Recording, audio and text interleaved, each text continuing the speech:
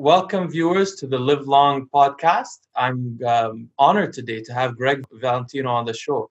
Greg has been, I would say, three generations of bodybuilders haven't known bodybuilding without Gregg Valentino. I first came across him in maybe 2001, 2002 through his longtime article series or column in Muscular Development, which was one of the premier magazines for bodybuilding. Subsequent to that, with the advent of the internet, Greg has recently been on Generation Iron, where he has a series there and interviews as well. And he's also on Dave Palumbo's RX Muscle quite frequently, where they have a weekly show right now called the After Hours Podcast. So welcome, Greg, to the show. Well, thank you, Leo. I really appreciate it. I'm glad to be here, and let's rock and roll, baby. Let's get down and dirty. So I always like to start with a few questions about childhood. Now, I know you grew up in the Bronx. Did you grow up in a two-family household? No, I actually grew up in housing projects in the Bronx, right off of Bronx Boulevard. Okay, which was, right now it's a bad housing project, but it was that, I grew up in a big apartment building, and then we moved up to Westchester County, where I currently live right now, which is like the Bronx's little brother, so to speak. As a matter of fact, AOC. You know AOC. I was going to ask you about that. Andrea Ocasio-Cortez is right down the street from me. Went to the same high school as I did. Of course, fucking 30 years difference, but So how is the? Go ahead. Sorry, go ahead. No, I was just gonna say she's originally from the Bronx too, but she was younger than I was when I moved up here from the Bronx. Exactly. So my question is, what was the Bronx like when you grew up as compared to the modern Bronx, the AOC dominated Bronx, which is also, I think, a little bit more dangerous, or I don't know if it is more dangerous, maybe. It was always pretty rough. The Bronx was always rough. My mother was, a Bronx Italian girl. So she was, it was a lot. When they were younger, it was a lot like the Irish versus the Italians and stuff like this old school. You know what I mean? Almost. That was like the ghetto, believe it or not. Nobody realizes that, but there was a lot of like Irish versus Italians. Italians were gangsters, the Irish were cops. That's the way it was back in the old days. Yeah. And but now it's over there. It's crazy now where I used to live. It's definitely it's Hispanic, Black, the whole bit. Not that makes anything bad, but it's a rough neighborhood. Yeah. I'm from a very rough neighborhood.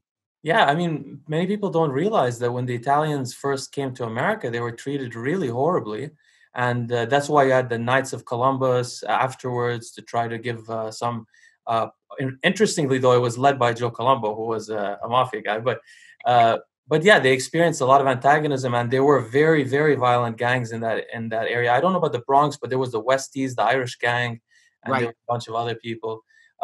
Okay, so... The Westies were actually a little bit more of Midtown Manhattan. I know where the Westies was. I knew the guys, because you got to remember, I'm going to be 60 years old, all right, in another month. But, I'm, so, I grew up in the 60s, 70s, and the 70s was really crazy, but the Westies were still around then. And, so it's definitely, the Bronx and Brooklyn were all the Italians from the Bronx moved up to Westchester, and all the Italians from Brooklyn and Queens moved to Long Island. That's why, like Joe Pietaro, who was originally from Brooklyn, Jimmy the Bull, Jimmy Pilecki, all those guys are really good friends. They're all from Brooklyn, but now they live in Long Island. Whereas, we moved up to the Bronx. So the mass exodus went like that. We still have family in the Bronx, but that's the way. Once people were able to move out, they moved out of those areas and settled in a more comfortable area. That's very interesting. So I wanted to ask you, this is an interesting question. I don't usually ask this, but what did you want to be when you were a kid? Now, I know you got into bodybuilding very early. But before that, what was your dreams of being a baseball player? Yes, I wanted to be a baseball player. I was a really good baseball player. I was a good athlete. Bodybuilding actually ruined my athleticism because I used to be like, I could climb, like I used to climb the school. I look over this way because I can actually see through the window here. But I used to climb like my elementary school. I used to climb the windows all the way, get up on a roof, get all the balls that were up on a roof. And, I used to be able to walk on my hands. I was really good at gymnastics and all that kind of stuff.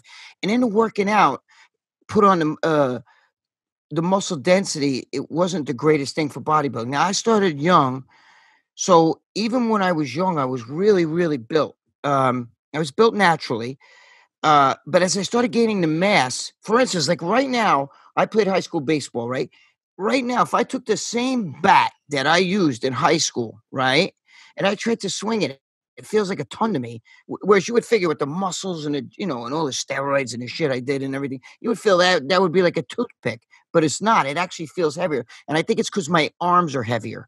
Yeah. Does that make sense? Like the muscle, there comes a point in time where you know that's why, like even the UFC guys, when they're really, really jacked, if you got a bodybuilder like Craig Titus, who I was friends with, um, before he got arrested, he wanted to get into some of the UFC fighting because he was actually a wrestler in high school, and he was telling me, bro, I got to lose like 50 pounds because you get gassed and all that muscle doesn't actually hold you down. That's why like Maurice Pujanowski and all these big powerlifters that went into went into MMA, they actually had to lose mass Mhm. because all that mass stops you from being athletic. I know that some guys out there, they don't want to hear that. They think, oh Christ, no way, that's not true, but it is true. It is true. It's called being muscle bound medically. Right.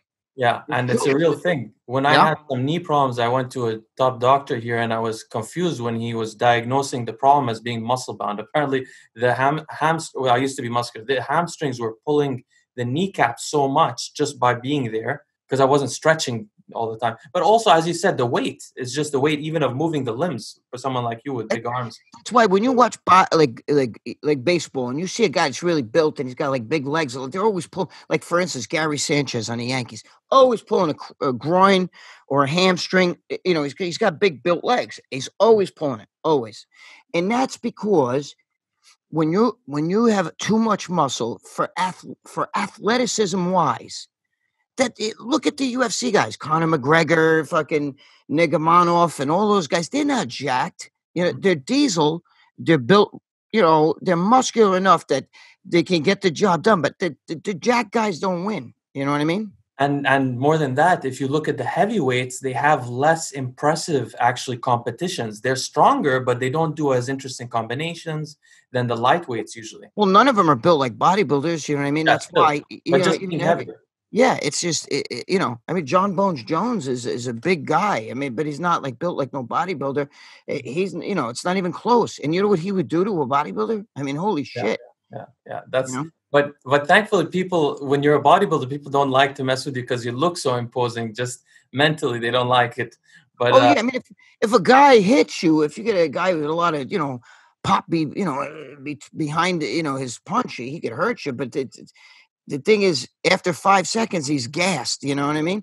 yeah, Unless you're naturally like a Herschel Walker or who went into MMA, and even Mike Tyson, who is naturally like stockier and heavy, like the muscle, it's natural to you. But if you go and you start as some skinny kid, you get all jacked, it's not going to help.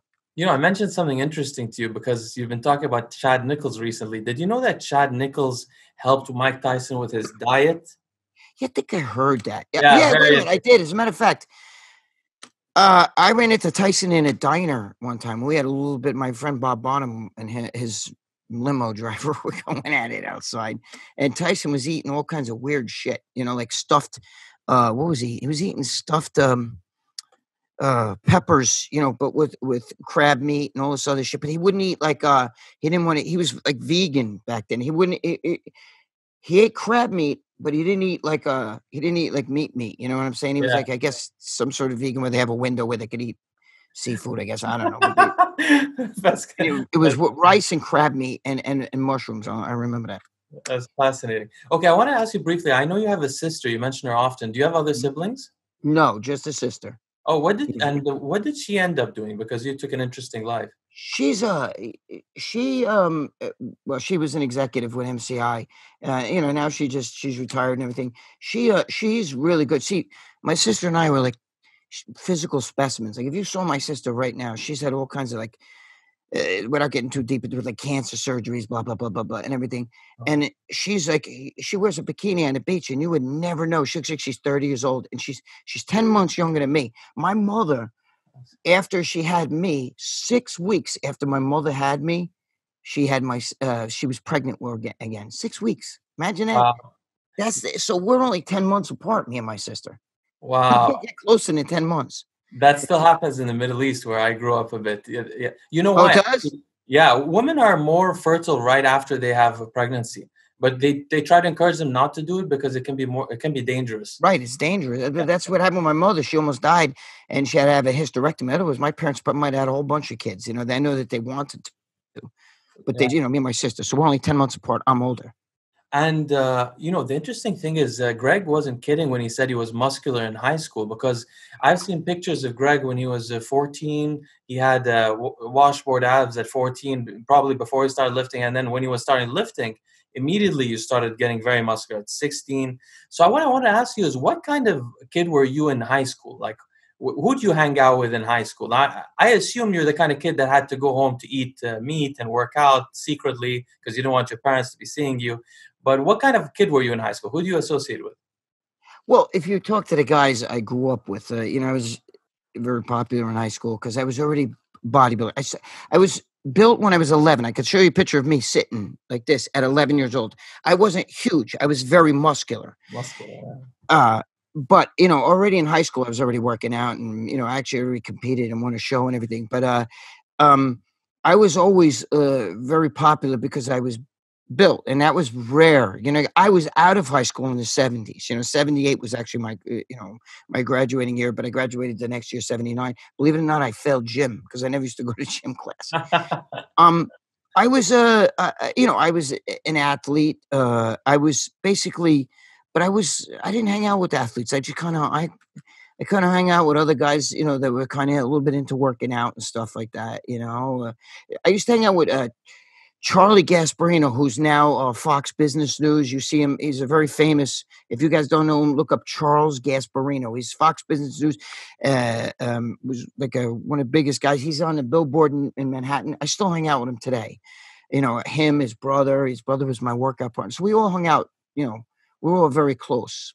Now, the interesting thing is, when you were, I think, the age of 20, you took a picture with Samir Banout that Yes. is still circulating online, in which, for the viewers who haven't seen it, I don't usually add pictures to these things, but you should check it out. Samir Banout, I assume, had 21-inch or 22-inch arms, maybe? Yeah, something like that. Yeah, and my arms were up there, and I was natural. So that's what I want to ask you about. So Greg's arms were 19 inches ripped with full muscle definition, at least 19, I assume 19 inches. And in the modern times of YouTube, people would scream fake natty.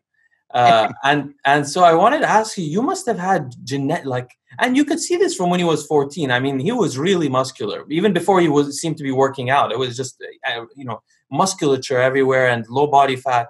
But you were gifted in your arms. I was built. I remember in 6th grade, a kid even saying to me, "You got like all these like lumps and like apples and shit on your back," and I was like, "No, I don't." You know what I mean? Like I didn't it didn't equate as muscle, but now I know what he meant later on. But I was always very built. The other thing too is I have the illusion because my shoulders are like really wide. Okay. And I had a small waist, so it created even more of an illusion. Like when I competed, if you see the shows and stuff, I was in the 150s, and I remember one time they weighed me like 3 times. They're like, "No fucking way, this kid looks like a light heavyweight," because I had legs, nobody had legs. You know what I mean?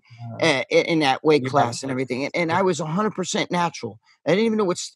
You got to understand something, Leo. When I was younger, in the 70s, okay, bodybuilding was not real popular. It was cult, but you couldn't get magazines even anyway. You had to go looking for like where you could find a magazine. And the magazines were Joe Weider, Muscle Builder, and a bunch of them. And they never talked about steroids. It was a hush subject because Joe Weider wanted, bodybuilding to get into the, into the Olympics. Yeah. And he knew that if we promoted drug use, no way would they ever let body. Like now, like they'd laugh if you tried to get bodybuilding because everybody knows as soon as anybody got any muscle, it's like steroids. Yeah. But that's why I didn't even know. Like I had a friend who was a natural bodybuilder. He used to tell me, "Well, I'm natural," and I used to think, "What the hell is natural?" I thought he meant he was a vegan. I thought, "Well, what do you mean? You eat like all vegetables and only the?" And he's like, "No, I'm natural. I don't take any drugs, steroids." And I had no idea what the fuck he meant. Because back then it was a hush subject. Now, if you look at old pictures of Schwarzenegger, right? When Schwarzenegger was competing, like when he was younger, Yeah. you could see There's Arnold standing there like this, and the guys in the background, you'll see like 2 or 3 bodies. Arnold, maybe Franco, another guy. And the guys in the background all look like swimmers. They don't even have, some of them have no build. They just stand there like this, and they got a little bathing suit on with a number. Now, I'm not talking about the Olympia. I'm talking about like, Mr. World and all those because they didn't even know about steroids. It was an elite thing. And and this is interesting because we know now, and I'm sure you learned later, that the earlier you start with steroids after the age of 20 or so, you get the best gains between 20 and 25. You could see this on Palumbo, for example. He grew immensely until 25 or 26, and most people who start there gain. Something happens where you still have your growth phase, especially with growth hormone. So I was wondering, because those arms, and by the way, guys, just for the viewers who may be doubting this, anyone who knows much about steroids knows that the arms grow the least from steroids overall, if you think about it, unless you're doing side injections. Like people grow, the shoulders grow a lot, the back will grow a lot, legs will grow. But there are people that, for example, only use anabolics, that don't use growth hormone and insulin, that have big arms. And there are people that have big arms naturally, like apparently you. So I always wondered, did you regret not starting steroids by the age of, you waited till 35? Did you ever regret it? Because you seem to have been able to be really competitive. I'll tell you what it is.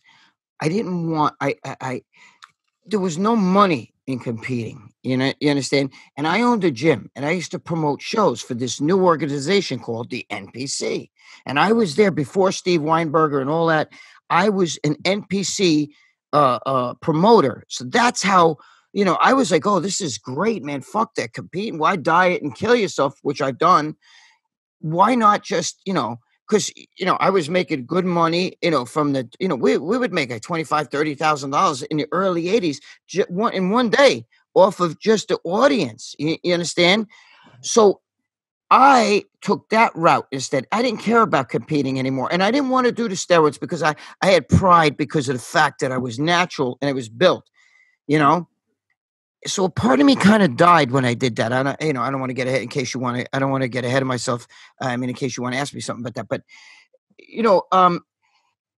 the thing about steroids is whatever you got that's good gets great. And whatever, in other words, if you got a good chest and shitty arms, your chest's going to get even better. Your arms will catch up a little bit, but never to whatever you got good. Listen, Barry Bonds was a contact hitter. He was a 300 plus hitter in baseball. Mm-hmm. The minute he started taking steroids, you had to have the ability to meet the ball. Do you understand? In other words, if you put Ronnie Coleman up at the plate, he may not be able to hit one pitch. Okay. So the whole thing for steroids goes out the window with that. What it does is it makes you a machine. And whatever you do as a machine, you do even better. So Barry Bonds, now he hit with authority. Do you understand what I'm saying? He always had that ability. So that just made it now that he could drive the ball further, but he still had to have the ability to hit that ball. So whatever you do when you're on drugs or whatever body part you got that's good, it's going to get even better. It stays like that. You know what I mean? Just you get bigger, but you know what I mean? You understand what I'm saying, right? Yeah. I'm going to ask you more about the steroids in a little bit when I talk. Okay, I'm sorry. I don't want to get ahead of myself. No, don't. I love to hear you ramble, and it's everybody. Yeah, I don't shut up. I'm sorry, Leo. No, it's wonderful. So I want to ask you one thing that's interesting about you. I don't know if many people know this, but you're a big proponent of volume training, and there aren't many of those people left because for some reason this high intensity training really got people excited. And I think the reason that it got people excited is because of the people that are really short term in the way they think, and the people that want to feel such a, and people that like scientific kind of thinking, like Mike Mentzer presented it in a scientific way, although it was not actually scientific in the sense that it was not studied empirically, but or experimentally. But you very much believe in volume training. I also think that volume training for bodybuilders, although I've never been a bodybuilder, I think it's probably the best way to go, especially if you want to have longevity in the sport. You still lift clearly. You still have incredible legs. Have you always been that way? Did you ever try this HIIT stuff, high intensity? Yes. let me explain this to you a little bit in depth here. Most people today want the shortcut. So they think I'm just going to get heavy, and they do a lot of drugs to compensate for that. There are more drugs, less training. That's the whole idea today. Okay. So I come from the old school of training. Schwarzenegger used to train each body part 3 times a week. 3 times.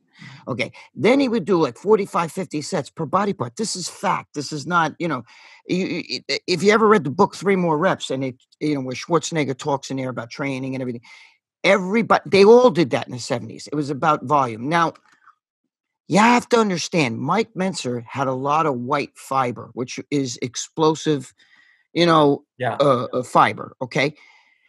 It's a fast twitch. I have a slow twitch, a lot of red fiber. We all have a mixture. It's a matter of your build. I have a friend, Ronnie, who is like Mentzer. He could sit there and he could lift heavy and do 3 sets for a body part, and he gets fucking gigantic. You know what I mean? It's me 3 sets. My body doesn't even know I'm working out yet. The other thing is, most people that do like the heavy duty, what Mentzer did, don't really. I tried that. Okay, I worked out at a Nautilus Center with one of Arthur Jones's disciples. His name was Bob Biff, and he learned from Arthur Jones. And I did that type of workout, and that is a grueling workout, what Dorian Yates used to do. And you don't understand that the true heavy duty, the reason why those guys could do 2, 3 sets of body part and is because they're almost doing volume training, but they're doing it in 1 set. For instance, you would get on a machine and you do like 8 to 10 reps, then they would strip the weight, and you continue, and then they strip the weight, and then they would do negatives, positive, partial movements, strip the weight, now full reps again. 1 set could take like 5 minutes, to the point where you want to throw up, and it's no fun training like that. A lot of guys can't handle that.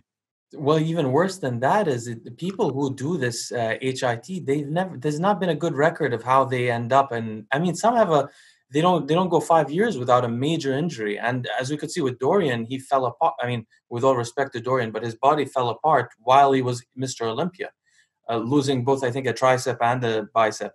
Oh, he got a lot of shit, A lot of injuries. Listen, Lee Haney used to say, stimulate, don't annihilate. He used to say that, and he's right. You need to stimulate the muscle. I, on the other hand, believe in low rest periods. I can wait 5 seconds and go again. Not for bench or anything like that, but for no, you don't have to go super heavy on a concentration curl or a cable crossover. That's asinine. It's not about the weight that you move. It's about, making the muscle do the work. You follow me? Those short reps, you turn the whole exercise into a cardio session, so you do great for your heart as well.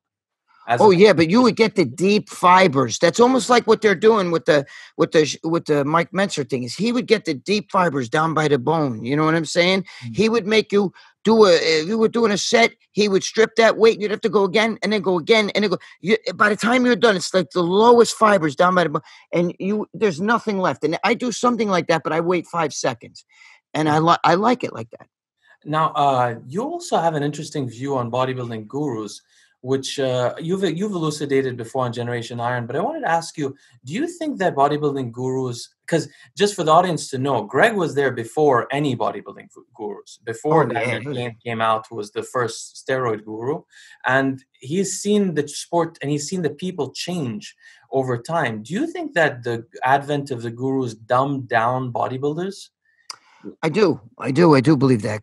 What's the name? Sean Ray always talks about that. Me and him have talked personally about that.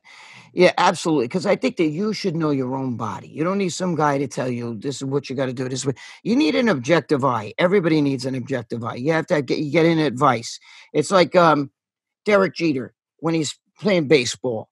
There's a batting coach, and a batting coach sometimes says, Derek, maybe Derek's in a slump, so maybe a batting coach say, you're pulling your left leg out a little bit, step in more or whatever. It's not that he has to teach Derek how to hit the ball. Derek already knows how to hit the ball.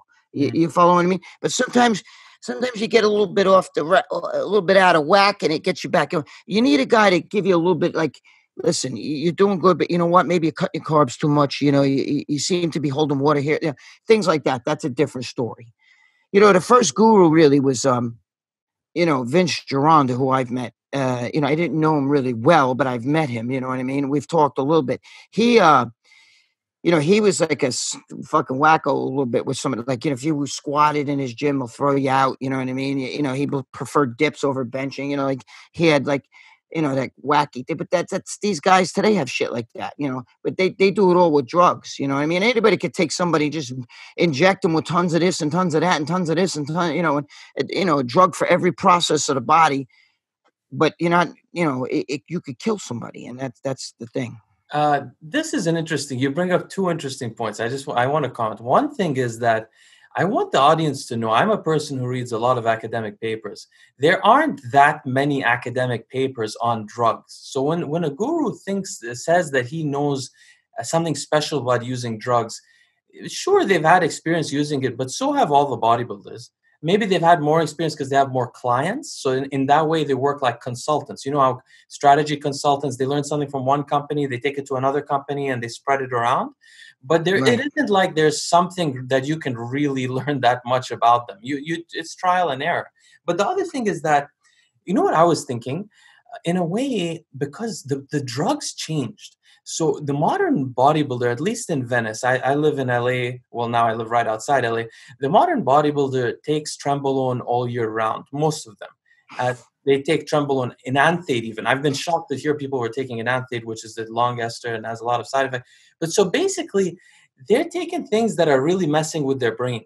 They're getting anxious a lot. I mean, sometimes you notice the bodybuilders today are fidgety, they're emotional, really emotional, and acting funny. And so a lot of them say the reason why I need a coach is not because I need to know what to do. I know what to do, but I want somebody to tell me what to do so I don't have to think in the last stages of competition, because my brain is second guessing everything. Well, that's because of the drugs you're taking also. You're not taking these, some of the drugs help you think, like testosterone and some other drugs mellow. They make you confident. They make you, you know what I mean? What do you think about that? Absolutely. See, I don't like Trent. I tried it. It almost killed me, man. It's bad. But, some guys love it. You're going to get guys out here like, Valentino, you don't know what you're talking about. Listen to me. Your body, like I'm a basic, I never did growth hormone. I used to do just a lot of androgens. I liked a lot of testosterone and, I like that because that's what your body, your body is natural. Testosterone is natural to you. And most steroids, they're just, under the umbrella of testosterone's the mother coming in and they fuck with the molecule. You know what I'm saying? But I mean, to me, that's an excuse not to know your own body, to say, well, I need a guru because the last couple of days I can't think straight.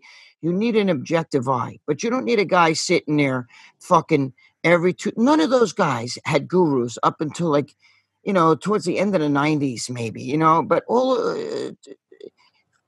and to me, it goes back to like more drugs, less training. That's what a lot of these guys do. I've seen guys in the gym. I don't want to say their names because I'm friends with them, but there's pro bodybuilders that I sit there and go, fuck, man, I don't even know how he has any muscle on because they'll stand there and curl a cable and shit like that, talk to just a couple sets and they're fucking jacked. And it's because they're all drugs, They go to jail or something, they come out and you're like, whoa, what happened to you? So we'll get right back to steroids, but I wanted to ask you something about the change because you're interesting because you've been involved so long, but you've also participated in the growth of the phenomena of online forums, Get Big and all that. And then you've also seen the YouTube phenomenon, which are two different things that really influence bodybuilding. And I was sort of on the forums in the beginning also. So I'm curious to know, how do you think those two independent phenomena changed bodybuilding and maybe particularly performance-enhancing drug use?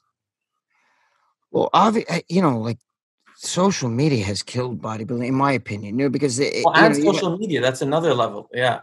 Well, YouTube to me is social media. It's all I just feel like when even Rich Piana, let's get it on. Come on, what the fuck going on? And he'd stand there and he'd make fucking like shakes, for instance, and I liked Rich, but I'm just saying he'll make a shake and he'll sit there and throw fucking cocoa pebbles in there, fucking peanut butter, applesauce, fucking all this shit. He's got 1,000 grams of sugar in there. But what people don't realize is he was on insulin, and these kids watch that shit and they go, "Well, Rich Piana's eating Pop-Tarts and fucking eating ice cream before bed. He has a pint of Ben and Jerry's before bed.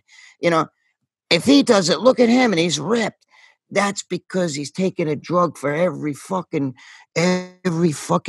process of the body. They're taking, cytomel to stop the fucking cortisone. They're taking fucking anti-estrogens. They're taking, cytodrin.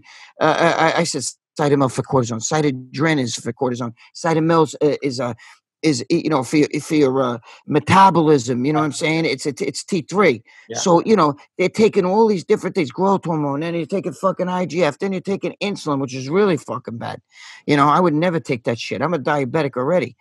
Yeah. But I'm just saying, when you take all that shit, your body needs in order to fucking take insulin, you have to have sugar. But it could also kill you. I mean, Rich did a lot of things, and people follow that shit, and it's the ending is never good. That's why these bodybuilders today, they don't realize how all these guys with kidney failure. What do you think? The kidney failure comes from fucking doing so much drugs and shit. It's bad. Kidney, heart, liver, those three things. Absolutely. And you bring up an interesting point. Recently, there's been on Generation Iron as well as RX Muscle a discussion about the health benefits or drawbacks of insulin. And, you just said something that many people will come and say, no. Dave and, Dave, with all due respect to Dave, and Milos, with all respect to Milos, were saying that insulin is useful. It may be useful, but I just wanted to comment from my own experience. I'm really interested in health. Hyperinsulinemia, which is what happens when you're injecting insulin all day. And two things happen with hyperinsulinemia. Number one, hyperinsulinemia is strongly correlated to heart disease and cancer. Strongly correlated. The insulin grows cancers. Cancers feed off insulin. So one of the things that they do with most cancers, but not all cancers, is try to reduce insulin by reducing like doing a ketogenic diet or reducing carbs. It's not just the sugar that it feeds off of. It feeds off of the insulin. So if anyone's curious or doubts me, go on Google Scholar, search hyperinsulinemia, and see the plethora of health effects that you get from that. And so it's dangerous in that sense. And another sense, insulin is also dangerous because obviously there's a short-term effect that's dangerous. But the other effect is also that when you take insulin and you have a normal blood glucose, you're not diabetic, you need to feed the insulin. So you start eating a lot of simple carbs, which on its own cause cancer, cause all these kind of dangerous things. And then the other thing that you would know as a type 2 diabetic, having researched this, probably why you stay away from insulin, is that any type 2 diabetic that starts on insulin, within 20 or 30 years, he has to triple his dose. The dose doesn't stay the same. They have to keep shooting more and more insulin because you get insulin resistant. Right, and they keep taking more sugar with that. Right. Yeah. So that's what growth hormone too. Let me tell you something about growth hormone. If you have like cancer or tumor in you, dude, growth hormone feeds that. Testosterone's not going to feed it, but growth hormone will. Of course, it will directly. I mean, there's a chance that testosterone could raise mTOR in some way, and therefore a little bit. But growth hormone, especially combined with insulin, getting that IGF-1 combination, is the thing. Look, IGF-1 levels are correlated to cancer development. Period. So that's why you see a lot of bodybuilders getting skin cancers, because melanomas are the most responsive to IGF-1 of all the cancers. So even Rich Piana had skin cancer on his nose. A lot of other people. I didn't know that he had skin cancer. I just know that he knew he had heart problems before he died. You know what I'm saying? He was taking his weight down. That's why he was doing that. I'm friends with Chanel, his girlfriend, and his ex. I never talked to him about that, but I'm just saying, these are things that guys, you see, the average YouTube kid that watches YouTube, I want to get jacked. They don't want to wait. They want to be jacked today. I trained 23 years before I took steroids. These kids, they don't want that. I want to be jacked today. But it's look at all the guys when they quit. They look like Pee Wee Herman. They're fucking skinny and shit, it's because it's to me, it's not real. You know what I mean? It's not real muscle. If you don't have a foundation first. Or they got kidney damage and they literally can't be. Oh, yeah. Because they're trying to live. Or they got some heart damage or something like that. Okay, so I'll move on from this for a second. I want to talk about, so you used to own, on your third gym closed down. You decided to start selling steroids, even though I think at the beginning you weren't even using them yet. It was actually my first gym. I had two gyms at one time. I sold one and I kept the other. And then that was closing. I was about to build the third gym. We were starting to build, and that's what I started taking the steroids. But the gym wasn't open yet. But then it was open. I was still selling them. Yeah. So you started taking them and then selling them? No, I started selling them, then taking them. What Yeah, happened was I exactly. was selling them. Guys in the gym would come in the gym, and I wasn't really selling to kids in the gym. I was selling to other dealers, which was even worse. But uh, yeah, so I would see guys come up to me and they would ask me like, "Hey, can you help me? I want to, I want to work out." And, they'd be all, just average looking, and then all of a sudden, 6 months later, they're walking around in the gym all jacked and shit, and it's because they were taking steroids. And after a while, I was like, I kind of earned this, you know what I mean? And I don't know, the shit was just sitting there, and I had so much. I was selling so much shit. I had so much of it sitting around. One day, I just said, I don't know. I'm gonna fuck this, and I just took a thing of Anabolex, which was D-ball, Dominican D-ball. I ripped open a thing and I popped one, and once I took one, I was like, well, fuck it, let's take the whole goddamn thing, because I robbed a bank. I'm not gonna go. When you go in a bank, you say to them, I give me $1. That's all I want. You take their dollar, they're still gonna call the cops. You're gonna go to jail. So you might as well take everything, even the pennies. You know what I mean? That's the way I look at it. Give me the fucking pennies too. If I'm gonna rob the bank, I want your pennies. I want the whole fucking thing. And that was probably probably the best or worst one to start with, because the Anabol not only has immediate effects, but it's mood enhancing. You feel great on it. I don't know.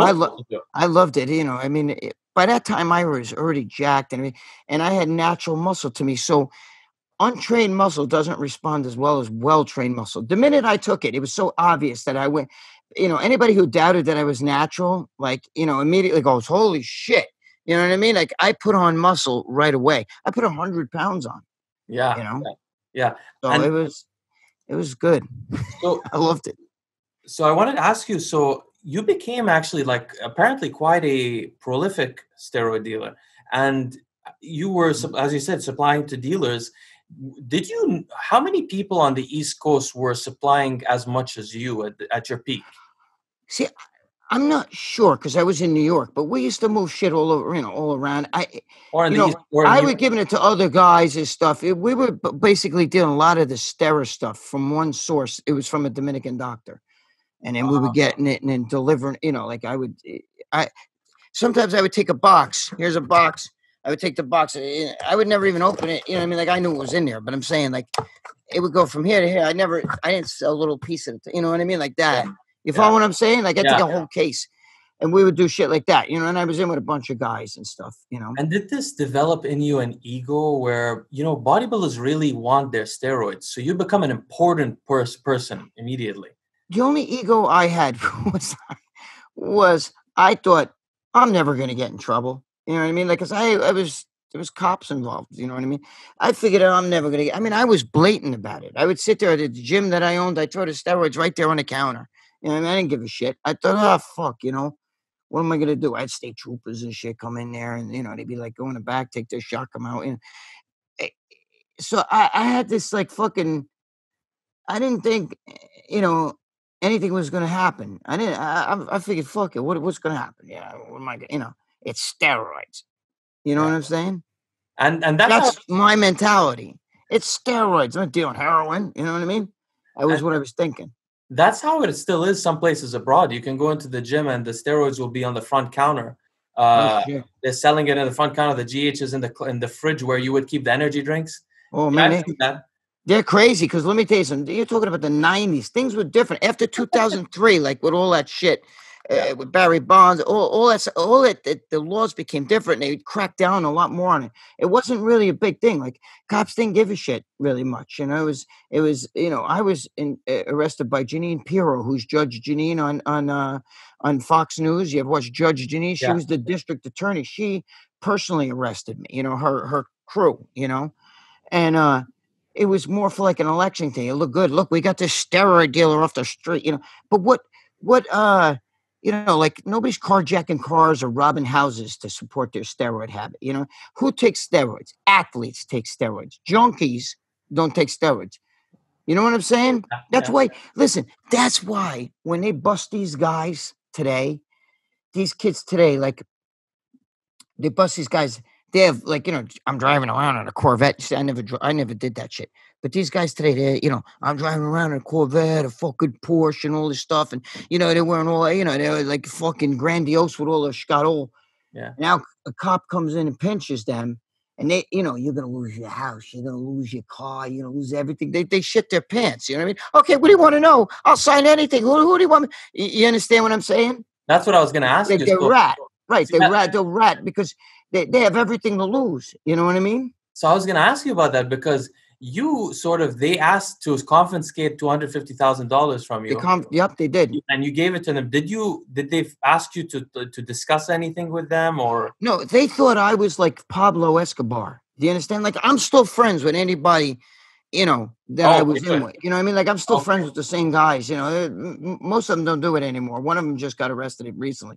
But, no, it was different a little bit back then. They thought I was Pablo Escobar. They thought like, look at who we got. We got the fucking, and I was no Pablo Escobar. You know what I mean? Yeah. I sold a lot of shit, but there was other guys who were selling just like me, my friends, so they were more, they were almost like fucking fighting for the money. Do you understand what I'm saying? Like they wanted that money. Like I wasn't busted by regular cops, and I wasn't busted by the state. I wasn't busted by feds.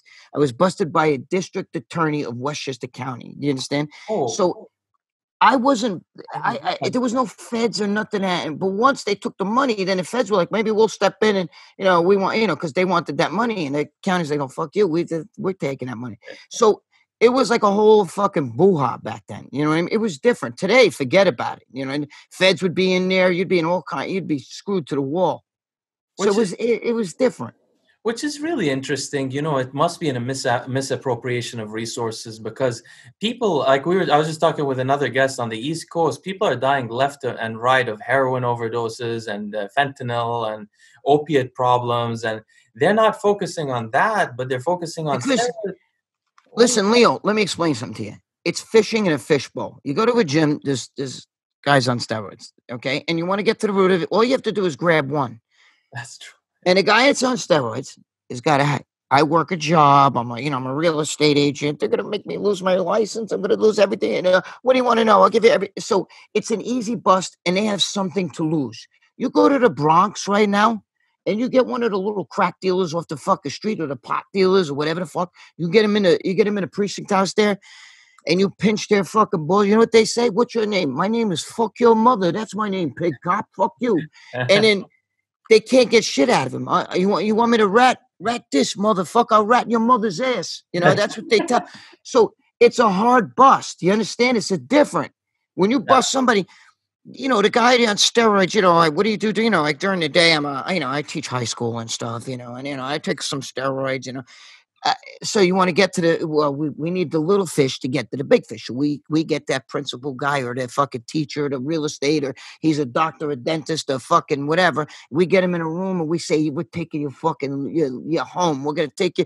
But I got 3 kids. I don't give a fuck. You're fucked now. All right. What do you want me to do? I'll sign any papers. What do you want? They have something to lose. The fucking kid on the street, he don't give a shit. I'll go to jail. My cousin's in jail. I hang out with my cousin. I'll be out in 2 fucking years. Fuck you. And they go right back to the same thing. That's what happens. That's true. Well, it's all about how much you got to lose. But I was really noticing these bodybuilder guys seem to, I don't know much about it, but seem to rat on each other pretty frequently. Because they're not street hardened like the kid that sells pot on a corner. Yeah, it's all relative. They're not street hardened. They're driving around in their little Porsche. You know what I mean? They're making YouTube videos and shit. Here's my Corvette. I'm living the life. I got the hot girlfriend. She trains and all this other shit. And then they grab you by the balls and they tell you, we're going to take that fucking Porsche from you. We're going to take the Corvette. You see your girlfriend. She's going to be fucking another guy because you're going to be in jail. Oh, fuck. Okay. What do you want? That's why. Yeah. It's really, they have something to, when you have nothing to lose, you don't give a shit. You sit back, you go, I don't give a shit, dude. I'll do that bid. Fuck your mother. And a lot of times they get away with that because they can't get anything out of the guy. You know what I mean? And Dave, who's I love Dave. Dave had an interesting guest on a few months ago who was a Hollywood type of ex. He used to be the doorman at, not the doorman, but the receptionist at Gold's Gym. And he became, he says, religious Jewish. And but before he did, he got caught and he ratted out the people involved. But he presents it as being an honorable thing because he realized the wrong of what he was doing immediately when he was arrested, conveniently. But you can't present it as honorable. At the very least, No, just admit it. it's Just admit you wanted to save yourself, and then you felt bad and became religious, maybe. But yeah. Everybody finds God when they're the serial killer. When he had the girl on the meat hook downstairs in his basement, he didn't find God then, right? He found God afterwards when he got busted. He killed 25 women, prostitutes or whatever. He had them on meat hooks in his, and now we found God, okay, or whatever. But it goes back to the Jose Canseco thing. I told Jose Canseco, you see, there's pictures of me and him together in my book and everything. I told Jose Canseco right to his face, dude, you should have just kept your shit to yourself. You don't have to, look. You want to come out and write a book about how you did steroids or whatever the fuck the steroids and baseball, that's fine. But you don't point the finger and go, yeah, he's on it too. yeah, You know what I mean? yeah. That's one of the moral codes of tell-all books is you make a fake name for the person. You don't just name Not the name. him. He But they pay you fucking way named more. everybody. They pay you way more if you name everyone. Listen, if you got a girlfriend or married, I don't know what your deal is. Yeah, You're cheating on your girl, okay? And then your boy, he's cheating on his girl too. You and your boy, your best friend, you and him got two girlfriends. There's maybe two sisters, okay? You're fucking around with them. Both your wives or your girlfriends don't know. Now all of a sudden he's got a guilty conscience one day, and he goes home and he tells his wife, "I've been cheating," or he gets caught. Yes, okay, but Leo's doing the same fucking thing. He's fucking her sister, and then all of a sudden his wife calls up your girl and says, "Hey, listen, you know what's funny? Eddie just told me that Leo's been fucking this other girl." You'd be like, dude, you want to go and fucking confess? You confess your own bullshit. Don't throw they me in do a that. fucking bus. People do that. I've seen that. They get caught and then tell on their friends. Right. You see what I'm saying? But to me, that's what Jose Canseco does. That's what these guys do. You want to rat? You want to fucking bitch? Dude, these guys, nobody fucking takes ownership. Even when you're locked up, when I was locked up and sitting in jail, the guys are like, yo, dude, I'm only in here because my friend fucking ratted.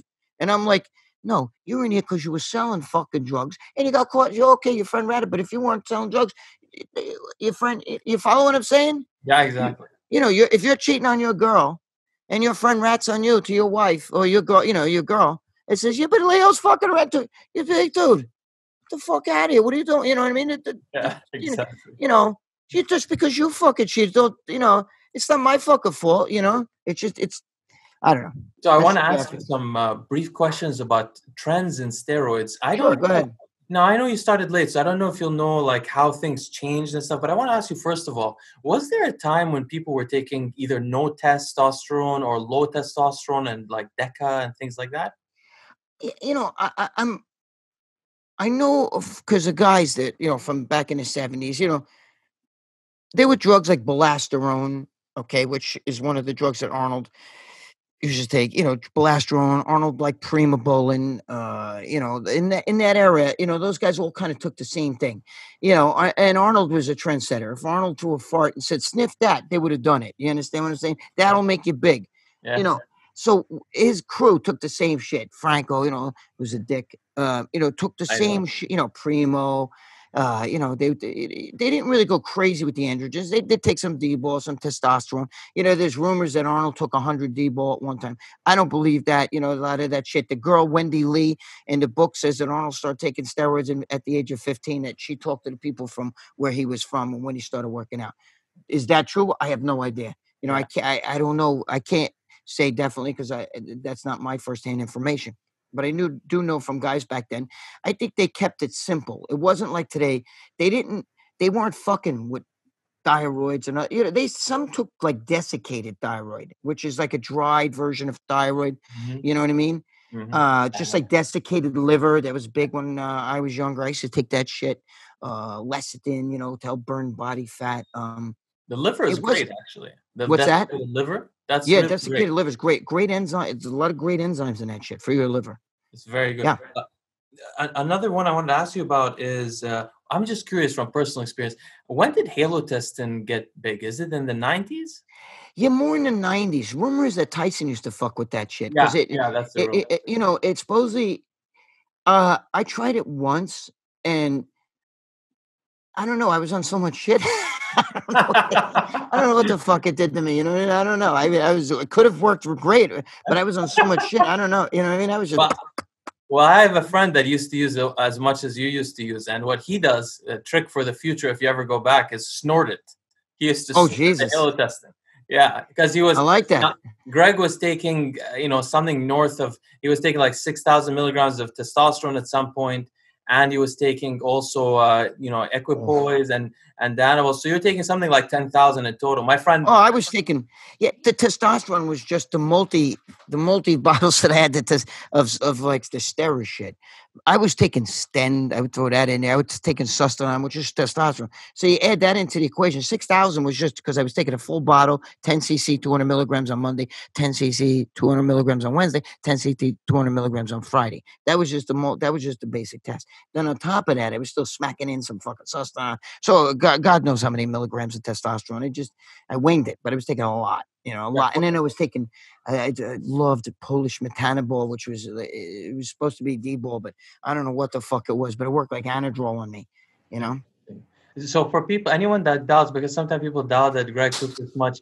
As I said, I have a friend. I could tell you, Greg, at a separate time who he is. He's a very well-known guy. He does take right now 10,000 milligrams, or sometimes, and he snorts the halotestin to get it to work. I And never that's the thought real of that. thing. People do that. He runs out of spaces. It's Well, that's exactly, see, that's what I hate when people talk this synthol shit. I hate that. Yeah. I didn't fucking take synthol. What it is when you're taking that many injections, you run out of spaces to fuck shit. And site injections get big. So if you shoot your ass, you're gonna have a big ass like this. And I didn't want to shoot my ass. And That's one true. time Your ass could get huge. Yeah. I would never shoot my legs either. Never. Fuck. I tried it one time. I put a Sustain on it in my leg. I could not walk for literally a week. And I said, never, ever, ever, ever again. So I never shot my legs. So the only place to shoot was my delts and I stuck it in the arms, like shit like that. You know what I mean? But when you're shooting that much shit, where the fuck you gonna put it? And that's why I hate that synthol shit. I If that didn't was the even case, I realize don't you look like didn't that shoot now. up your glutes or your legs. That is a lot to put in the arms and shoulders. That could Oh do it yeah. on its own. That could do it on its own, especially with the equipoise that you were using, low dose. That's I love that. bottom. I loved it. I loved it. I took Ganabol. If anybody wants to know it, I had American equipoise. I took the Ganabol, the green with the fucking little red cow and shit on there, whatever that was. Yeah, I took that. I sold it too. A lot of it.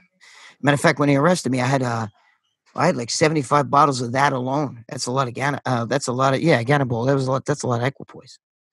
So I wanted to ask you one last one about these, which is, were people using testosterone suspension at all in Yes. when Yes. Actually, I think I'm not 100% sure, but I believe that's the first testosterone guys were started to use. Like when they first took testosterone, it was water-based, even back as far as Larry Scott and that.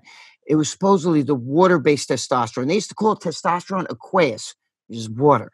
Okay, now it's suspension, but it was testosterone suspension, which is water-based. Yeah. They took I seen a guy I saw on Monday, and then I saw him on Thursday. This kid Rob that I knew, and I'm like, what the fuck did you do from Monday to Thursday? Like, how the fuck, get the fuck out of here? I mean, he blew up like a tick, and he was just pounding in the fucking that shit, suspension. Now, So that was big. Greg has a theory about androgens having a site-specific effect. Now, I'm not sure if the ones that have the esters could potentially have that, but I really do suspect that the testosterone suspensions can, because that's just an androgen, has nothing attached to it, and there are androgen receptors obviously in the muscle you're injecting in, and in that muscle, what will happen is the androgens will go into the cell, the interior of the cell, and change the gene expression in that cell locally. So that's definitely possible. I mean, in my opinion, I believe that if you put wherever you put that drug, if you put it locally, that muscle receives it. It's right there. You're putting the actual drug in that muscle. And I feel that the receptors get it a little bit quicker. That's just my belief. There's no science behind it, but I feel like fucking A, if you have a bad body part and you keep putting that fucking shit in that bad body part, that body part's going to seem to excel. Not only are you putting in the oil, which is going to stretch the fascia, which, obviously. Yeah. But I believe that, you're putting the drug right there into that muscle. You see guys that shoot their ass always have these big fucking asses. You know what I mean? That's true. That's true. People They don't. have like a shelf on their ass. If you look Yeah. at from behind, I don't care if a muscular ass is big. When it's a fucking 40-inch waist and a giant ass, it don't look good. No, it's not right. I agree with you. I was out to dinner with Jay Cutler and I was with Steve Blackman and a bunch of people. And I remember going, look at fucking Jay's ass. You know what I mean? This is when he was in his prime. Yeah. When I worked for Muscular Development. Yeah. And I was with Joe Pietaro. Joe's like, well, why you keep looking at his ass? I said, but look at the fucking ass on him, bro. It was like a gazelle. It was like a horse. It was so muscular and big, but it was this big. It was huge, I honestly, I mean, this is my opinion, doesn't matter much at all. But my opinion is that this growth of the ass in bodybuilding, and especially with that thong thing that Ronnie started doing, that's not what I would have never wanted to see that when I was growing up. What inspired me was like pictures of Sergio Oliva was what made me like having muscle. And that's something you look at, you say, wow, that's an Uberman. That's a glorious kind of thing to be. But now it's like sort of like they have a lot of ass and the arms didn't grow anymore. So Sergio had the same arm size as these guys, but everything else. He didn't do the drugs. Look at the drugs these guys today take. I got to be honest with you. If you strip away he had the same amount of mass as these guys today. He just didn't have the gut. He had like a 28-inch waist. You know what I mean? Yeah, and I've met Sergio many times. I've seen Sergio in his prime. I was there when he competed. I seen him on stage many times, bro. Wow. And he was amazing. Even Arnold said that it might have been the greatest genetics ever. I mean, people say Flex Wheeler. Flex Wheeler had small joints, but this guy had some fucking. He was just in a. Yeah, if he took the drugs of today, forget about it.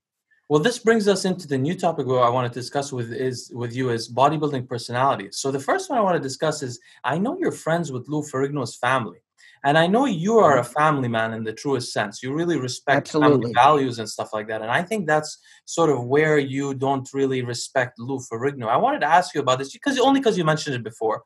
I'm just curious, because we all watched Pumping Iron, and we saw the relationship between Lou and his father. And for me, it was weird. I didn't get the reaction other people did. I saw it like, this guy really cares about his son. I mean, I wish I had a father that was that would devote his life to whatever I was doing and, quit the police force or take a break. And maybe I'm only seeing a part of it. But what do you think happened? Lou stopped speaking to his family for so long. I know the exact reason why.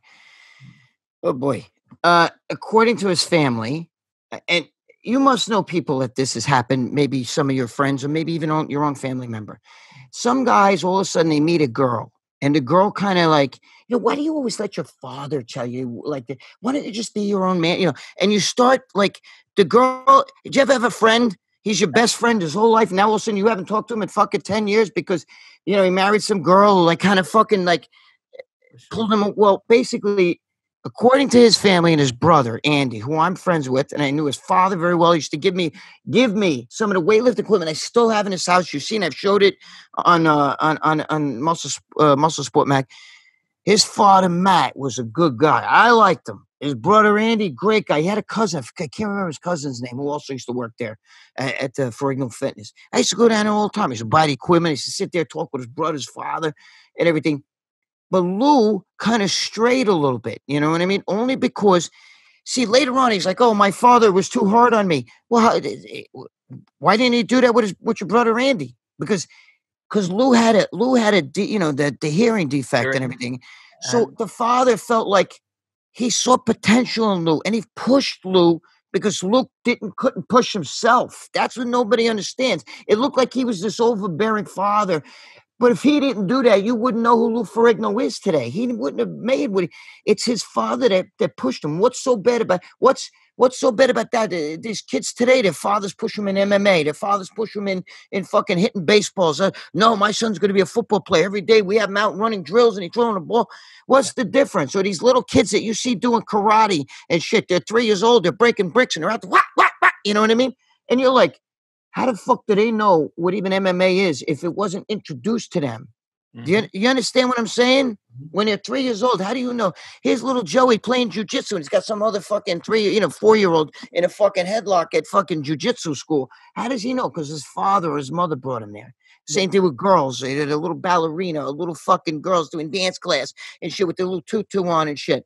That's because the mother, well, Lou Ferrigno's father saw potential in him. He said kid was always picked on. He was a big, lanky kid. He got him to start lifting weights. So when kids started to lift weights so nobody could bully him, he started gaining muscle. And the father was like, "Hey, look, let's go with this," and that's how it was started. But his father didn't do that with his brother Andy. Yeah. Okay, Lou decided to go his own way and with his family. You know what I'm saying? Like, he kind of pushed them away, and they were very hurt about it, and the father was vocal and like, "Hey, listen, if you're not going to be part of his family, fuck you. Hey, you talk to me like that, you let your father talk to fuck him." You know what I mean? And that's how that shit happened. And And that's a real phenomenon. I'm not saying it about women because of a gender. Probably there are men that do it to women also. But when people get in romantic oh relationships, yeah, men do that shit all the time to women, all the time. they can just sometimes people give up everybody they knew in their life for this new They person, do that. That's common. which It is is a common with men. dishonorable trait. This is very dishonorable. You just met this person, you give up the people with their family or best friends. You should have a no-go. Like these are my friends, these are my people. Leo, let me ask you a question. Let's say your channel here blows up, gets fucking humongous. Okay, your father's still alive, right? Yeah. Yeah. Okay. Okay, let's say your father decides, look, that's my son. Look at Leo. Oh my God, he's fucking. Look at he's. Now you're like, you got this rich piano channel going on. You got everybody, and now your father comes out with shirts, Leo. Like all of a sudden, like you're branding. He's branding, and he started this little company. He tells you, hey, Leo, listen, not for nothing, but I started making these shirts and all this other shit. Would you say to your father, hey, hey, hey, hey, hey, I made this fucking show what it is. Those shirts you're selling that you're branding my shit, fuck you. I want some of that money or you're done to me. You know what I mean? Would you do that or would you be honored that your own father? I mean, first of all, Matt Ferrigno built that business. He didn't say it's Lou Ferrigno Fitness. It was Ferrigno Fitness. You got your fucking name from your father. You Well, understand? The Ferrigno name came from your father. That's I the would way. I would be a He's sold. dishonorable fool if I did that. And not only and I would be. My father didn't do anything for my channel. This guy built his deaf son into Right. a world phenomenon. And probably the reason why he did it, he was worried about what's going to happen to this guy later in life. He's deaf. He's always Right. going to be, he might have hardships. He probably took him to lift weights really to protect him from bullies or something. That's how it started. I He mean, was how being could bullied and he responded to the weightlifting really well. He had that genetic and he started putting on muscle. And the father was like, look, let's get you fucking jacked. Let's do something with this. You know what I mean? And he saw potential. The kid was fucking 6'5", 6'6", whatever the fuck he is. Everybody's told to me I'm 5'6". And he grew and the father just, but if he didn't have that father that was driven, he might not be like Mickey Mantle. If his father didn't throw baseballs every day to him, make him bat lefty and then righty and then lefty and then right, we might not know who Mickey Mantle is. What I'm trying to say is, but you don't sue your family. Would you ever sue your father to capitalize? You'd be happy that your father could be like, first of all, if you did sue your father, I'm sure the rest of your family would be, hey, Leo, fuck you. Right? Am I right or wrong? Of course. I mean, this, of I course, don't know if you have rightfully brothers and so. sisters. Do you have That's brothers and sisters, right? That's sacrilegious to do. I Yeah, don't. absolutely. But the interesting thing is, what you're saying is totally true. In sports, there are no prodigies that don't have a parent that was there with them, dedicated to them. Tiger Woods had his father. Right. Mike Tyson had that old guy who's not his father, but because he had no Customato. family. Yeah, Yeah. Customato. Everybody had somebody like that to push them on. Otherwise, you're too Absolutely. young. You don't know what you're doing. And you don't have the belief in yourself. You need someone to tell you, yes, you can do it. You can do it. I believe in you, Plus, you're introduced to that sport through somewhere. Nobody plays a sport that somebody didn't introduce them to that sport. You know what I mean? I love baseball. My father was a football fanatic. I was a really good football player, but I hated it. But you get introduced to these things by somebody, and that's the whole thing. His father was his mentor, and without his father, forget about it. He never would have made it. And to sue the family and wait till the father died, holy shit. You have no idea. His brother gave me the deathbed letter. You don't even want to know what this father. The father basically died, like, basically saying, "Hey, Broken hearted. go to my grave, disowning." It's just not good. You know. And I tell this story sometimes, which is an interesting story. Probably you haven't heard about it before. There are only 3 chess grandmasters that are females in the world. I think I there's didn't know that. still only 3. Did you know that? No, I did not. They're all sisters, Oh, and they were really? all raised by one father. And this father in the 1980s wrote a book. I think he's Czech or Polish. He wrote a book saying, "Make me a genius." He's a psychologist, and he said he believed that if someone is given the opportunity in childhood to follow something that they naturally like, with the right direction, you could make anyone a genius in any field. So he actually put an ad in the paper and said, "I'm looking for a wife. I want to produce geniuses." And so some lady Oh, answered the shit. ad, and yeah, the lady answered the ad, and she contacted him, and they got married. They had 3 daughters in a row. Now he was planning to make the girls geniuses in mathematics, and the reason why is it's well known that women have, on average, a harder time becoming good at math. In fact, there's very few women who have ever won the math equivalent of the Nobel Prize, the Fields Medal. So he Right. wanted to get into math, but when he noticed the eldest daughter one day, a chess set fell out of a wall, and she started playing with the little toys. And he said, "Okay, this is the most important point. If she shows interest, I can pull that interest out." And Right. 10 years or 15 years later, he got the first female chess grandmaster in the history of chess ever. And then he got the second, and then he got the third.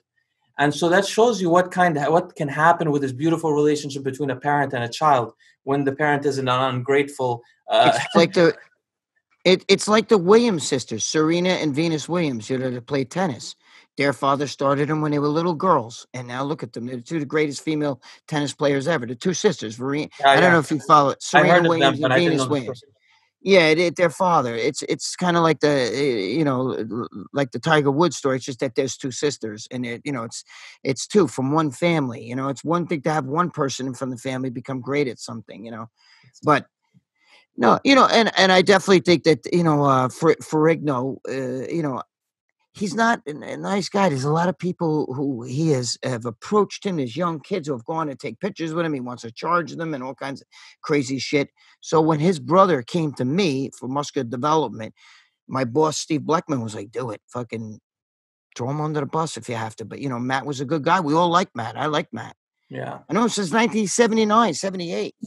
Wow, that's a long time. Now, You I know, want to ask yeah. you a different kind of question. Who are the like most intellectual bodybuilders that you knew in the last 30 years or more years? You've had the chance to meet a lot of people. Intellectual.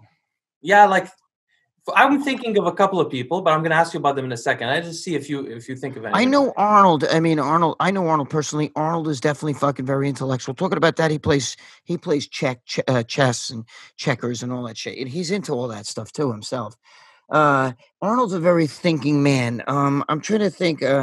Um, Well, I mean, Tom Platz is also very intellectual, very smart, spiritual very, huh?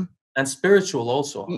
Yeah, he's all into the Zen stuff and all that stuff, but you know what I mean? Like, but he, he had a way, like even with the squatting and all, he believed like, the squat rack is the altar, and I would go in there, and I knew I was either gonna make my legs they're either gonna die, in the middle of the set, or cease to exist, you know what I mean? Or I'm going to succeed. He went to war, it's guys like that. There's a few guys. I think Dorian Yates had a really good mind too, even though Dorian and I sometimes don't always see eye to eye, but he was a very smart guy too. Now, did you ever meet Mike Mentzer? Of course. Yeah. Yeah. Oh yeah. Mike Menser was in matter of fact, Mike Menser, I knew Ray Menser even better, but Mike Menser, Really? he used to get mad at me and tell me, there's no way you're training to your full potential if you could do that many sets. And I used to say, well, but I'm cutting the rest. He didn't want to hear it. He always said to me, I was not doing. He told me there's no way nobody could do that many sets for their arm. You're the way to, because I do 50, 60 sets, and he'd be like, no way, no. See, you're not doing. You're not going to failure. And I said, yes, I am. He didn't want to hear it. So yeah, he was What in my was gym one time, just sat there and watched. what Yeah, was he like toward the end of his life? Because I hear it was, he it's was a a little little. sad. both him and his brother were a little wacky, you know. They were a little eccentric. But they'd sit there and smoke cigarettes. He'd tell you about, you know, health and nutrition and other shit like that. And then they'd sit there and smoke cigarettes, you know. Well, you know, when you take amphetamines, cigarettes are very attractive. They go hand in hand. So a lot of amphetamine users, because you think about it this way, a lot of those things, actually, the amphetamines were originally used as for asthmatics. You would inhale it. Really? Yes. Yeah, Yes, I knew that. amphetamines open up the bronchi, so you don't feel the pain of the cigarette, and you get more out of it. So it's actually, they go hand in hand. And he was, I think, You're using talking you're talking to a fucking ephedrine lover. I used to be a fucking ephedrine junkie. Of course, I don't take it now, but I love ephedrine. You know, yeah. I need to fly. I've never taken ephedrine, but I've heard a lot about it, and I know you were Oh, very it's into it. beautiful. It smokes the shit that all the shit that's around now. It's forget about it. It's all caffeine based and all this other stuff. You can't even. They're not. It's not even in the same league with ephedrine. Ephedrine is better than Adderall. You could take an Adderall, but ephedrine really made you focus, man. Let me tell you something. You could fucking thread a needle with a fucking, you know, with a rope. You know, Very- you could concentrate. It was unbelievable. Ephedrine was great. That's They ruined that shit. yeah, I missed that, unfortunately. Okay, so I will ask you. Oh, did you meet Nasser as well? Nasser Oh Sambat. yeah, fuck! I knew Nasser. He was a great guy. Nasser was a good guy. I liked him. Very intense, very smart guy. You're right. He's another one. Very smart guy. Yes, I knew Nasser. Yeah, he was a What great was guy. he like? Was he? He wasn't like a bully or a or. No, no. He was very with me. He was a very happy-go-lucky guy. You know what I'm saying? He was a good guy. He was friendly, but he was very into bodybuilding. He was when he trained. He was very intense. Really? Yes, I knew Nasser was a good guy. I liked him. Do you I know liked why? Nasser. I forgot Oh, about sorry, him, but he was a very smart guy too.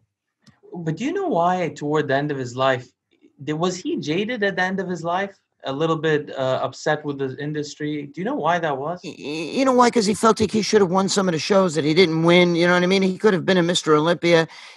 Plus, you know, he did a lot of shit. You know what I mean? And basically, you know, I mean, a lot of these guys are dead today, but they'd be alive if they didn't do what they did. You know what I mean? That's how I see it too. Because the guy died of multiple organ failure, heart Yeah, and yeah. kidney. That does not happen genetically or what people like to say. Everybody, by the way, in bodybuilding has a genetic kidney disease, but only in bodybuilding. Nobody has Yeah. the genetic kidney disease in any other sport, which is really ridiculous. But obviously, if I take steroids and you take steroids and your heart gives in before mine, then your heart wasn't built as well as mine if we're taking the same dose, right?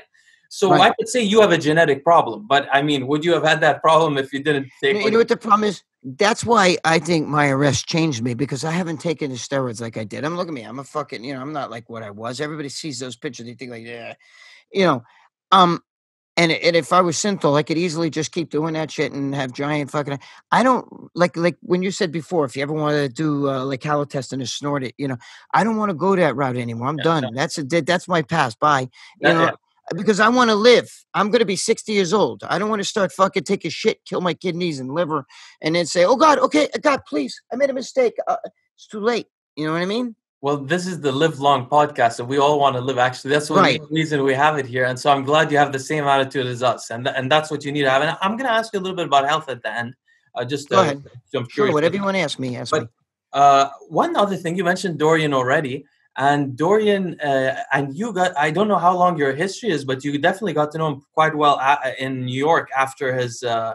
Because so just for the audience to know, it seems from an outsider's perspective that after Dorian quit, he, from my perspective, seems to have had an identity crisis of sorts because for a period of years he was so focused on one goal, and then that goal, I guess, left away, and he lost his wife some in the process. Well, let's just put it this way. Dorian, I don't want to throw him under the bus, but you know, everybody knows the stories of me seeing him in the clubs and he'd be all like, he's lit, bro. He was lit. And even the guys from fucking Generation Iron would tell me, uh, maybe I'm not supposed to say this, but I'll just say it anyway. Fuck it. Like Yeah. they would tell me like they had to do a shoot with him, like a video shoot. And they went all the way out to fucking, Costa Rica, you know, and he was lit. They said they got out there. He was so fucked up, and he was doing all that ayahuasca shit and all this other shit. And he was like, oh, fucking paranoid. He's like, yo, dude, we can't do this. And then the next day, he was like, listen, I'm sorry. I'm sorry. I was like, I was a little fucked up last night. Because they do that DMT shit and all this other stuff. And there's fucking, like there's aliens. They're fucking, and chewing air and shit, So, they were even telling me, like, bro, it was really fucked up. I mean, we invested all this money into Dorian. I like Dorian. I'm not. I guess I'm talking shit out. No, you're not, because let me tell you, I'm not. I don't mean it. I know other people in the sport that. Oh, dude, half the guys are like that. Well, on drugs in general, but I know other people that are into psychedelics, and they, you would think. First of all, there's two things you said that are interesting, but I'll talk about one quickly. You would think that psychedelics, those people, they say they're non-addictive and stuff like that, and you would think that those people don't use them often. I know people that use mushrooms, marijuana, and psilocybin mushrooms, and other things on an almost daily basis. At that point, it must be some kind of addiction, because why are you need to do that every day? But the second thing you mentioned, which is funny, which I've heard you say before, is they say they see like blue things moving around. They saw God, or they saw something else, and you're telling them, no, you don't see God. You're doing drugs. That's what you're doing. Right. And that's, I completely agree with you. Even though I've tried these things, let me tell you, we all have the same human brain, and we're using the same drug. So it might have the same outcome in terms of the hallucinations. It doesn't mean it's real. That's like the Joe Rogan shit, Joe Rogan, like, yo, bro, you see a reality when you take DMT. You don't understand. It opens up another door. No, dude, you're just fucking tripping. Do you understand what I'm saying? There's no fucking other dimension that you're walking through right now. And you're like, huh? What? Oh, fuck, God just talked to me. No, you're fucking lit. See, you're talking to a guy who has never drank. I've never drank a beer in my life. I've never smoked pot. I've never done any of that stuff. First of all, number one, it has nothing to do with bodybuilding. It has to do with I idolized my father growing up. My father was the last of the straight arrows. My father would be like, dude, drinking's for losers. Do you realize, why guys carry guns? Because they're afraid of something. I don't need guns. That's what he used to tell me. My father was a bad dude, bro. He could fight like you wouldn't believe. He came up with his own like formula of jujitsu. We used to call it Paulie jujitsu because my father's name was Paul. And he could jump up in the air and grab you in a headlock with his legs and put, like wrestlers do. He was like my father was an amazing guy, but he never drank. He never smoked. He never did any drugs. It's funny because I love fucking like ephedrine and caffeine shit, but I've never even drank coffee. I never drank coffee in my life. No, that has nothing to do with it. It's just the smell of it doesn't appeal to me. And it's not because I think it's bad, because I'm taking fucking caffeine. I never did drugs because I also like to be in control. I always tell the story. I've told it before. I used to bounce in a club when I was 18 years old. I was working in a strip club, which back then we called it a go-go bar. Okay, I worked it was a topless bar. I worked there, and at night, I took one of them girls to my senior prom. And during the day, I would go to high school. And there was this guy who was a couple towns over, and he won the Golden Gloves, and he was the baddest dude. He used to knock dudes out all the time in the fights. And he used to come up, and we'd hang out and shit. He'd come up to the bar. And when he would drink, he would get all fucked up, and, he would start fights, but he would never fight back. So there were guys who were even afraid. They would be like, no, listen, I don't want to fight you. And all of a sudden he'd be like, and they'd go like this, and they'd hit him, and he'd fall down. And they're like, holy shit, did I just knock him out? And I remember standing above him once, looking down at him, and I looked at the guy that hit him, and I'm going, holy fuck. If he wasn't lit, he would fucking kill this guy. So I realized right then and there, I like to be in control. And when you give up control, you're on a DMT trip, or you're on some ayahuasca, whatever the fuck your spin is, and you give up control, even smoking weed. If you're a little like mellow and high or whatever it does to you, I don't know. Especially smoking weed. Huh? Especially smoking weed. Lead people not only lose control, but if you see somebody, and I have experience with these things. I mean, I'm not talking out of experience either. My daughter's a pothead. Yeah, no, I used to, but over time, the person will lose ambition. They become weak people. In the beginning, they think, hey, I'm going with the flow. It's the 60s, 1969 all over again. I'm a hippie and stuff like that. But then look at what happened to the hippies. I mean, you could just, they didn't end up too well. you lose you. I believe that there is something to keeping control of your brain, and it gives you a sense of power and purpose. And sure, somebody will tell you and come say, okay, well, don't use these drugs many times, but use it once so you can see outside your perspective and you'll learn something. That might be true, but it could also be dangerous. By the way, even one time you can get schizophrenia. But if you're smart enough and you care enough about your life, you can look outside your perspective yourself. You don't need anything Absolutely. to tell you to do that. Absolutely. I am the kind of guy, like because of my father and everything else, and because of my experiences, to see people drinking and puking and shit. And I was like, dude, never. I never found that like, oh, that's a good time for me. Never. So I made it so I never drank, never smoked, because I like to be in control of me all the time. I don't want to control you. I don't want to control my girlfriend. I want to control me. Mm-hmm. You understand? My girlfriend will have a fucking drink, and then she gets, one drink, and she's like, have a little drinky poo. You know what I mean? But that's fine. But not me. I'm always in control. And that's the way I believe in that.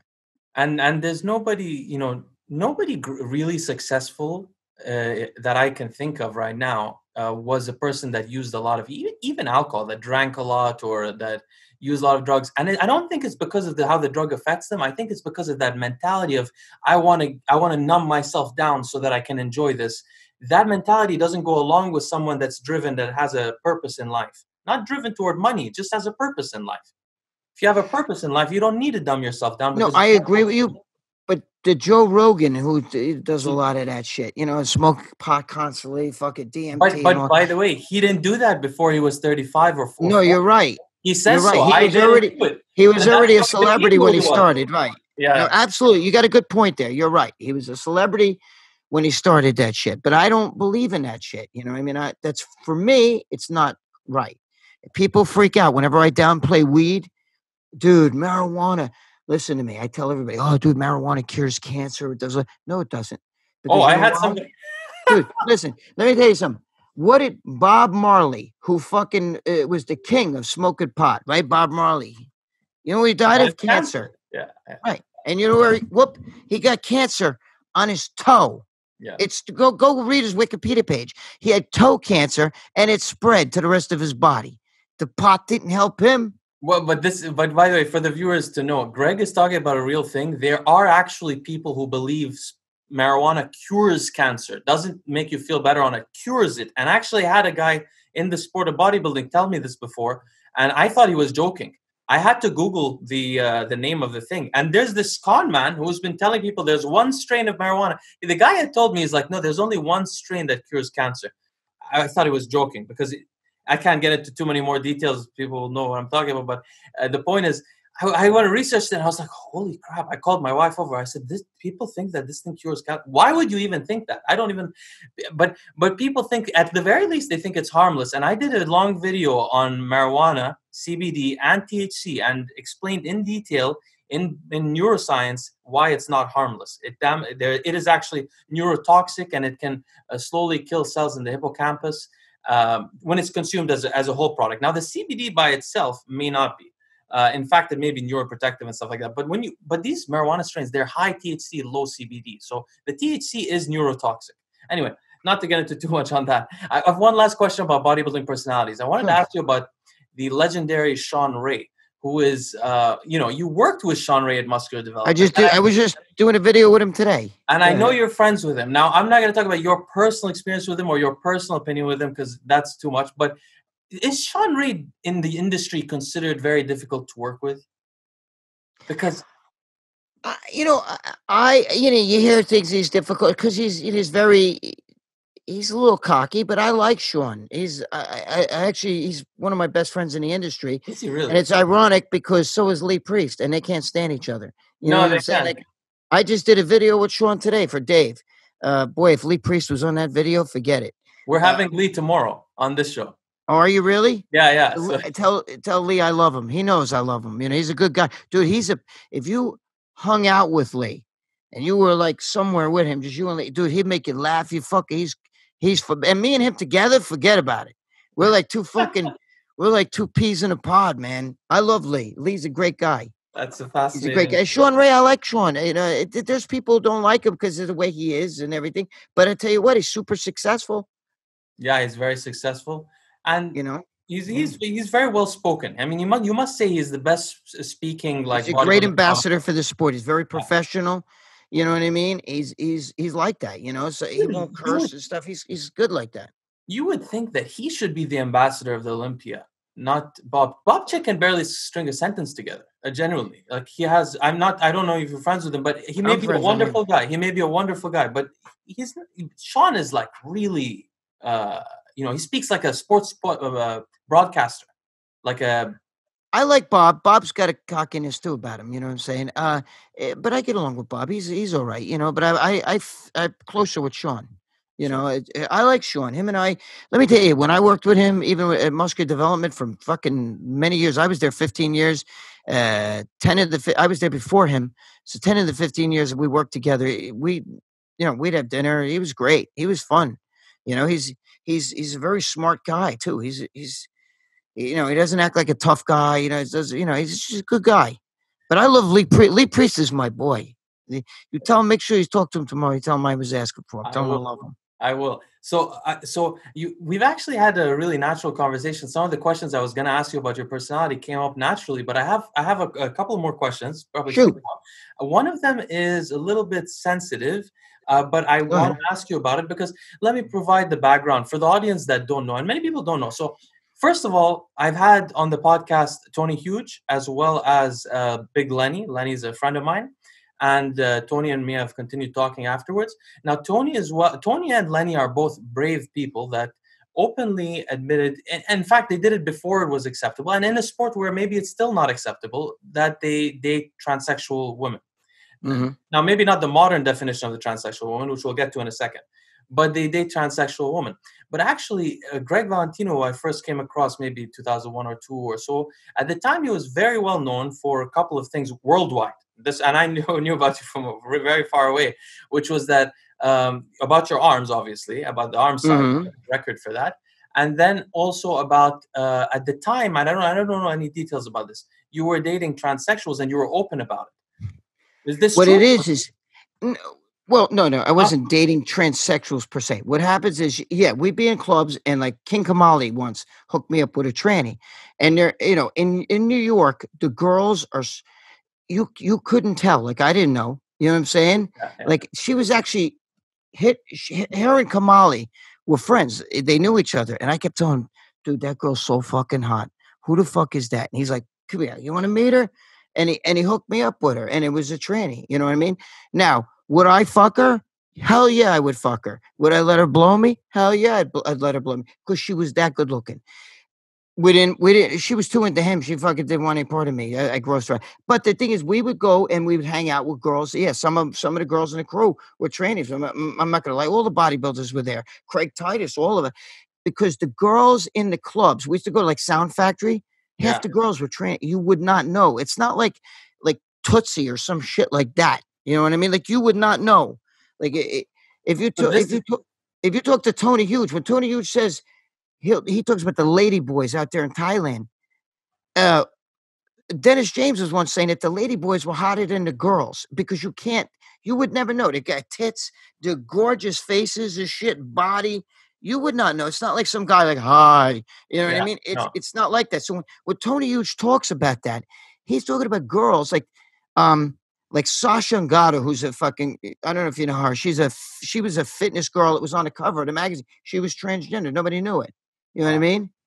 She Wow. got the piece of ligad cut off, and nobody knew she was competing. Then there's Gloria Pachota. I think she was on RX Muscle.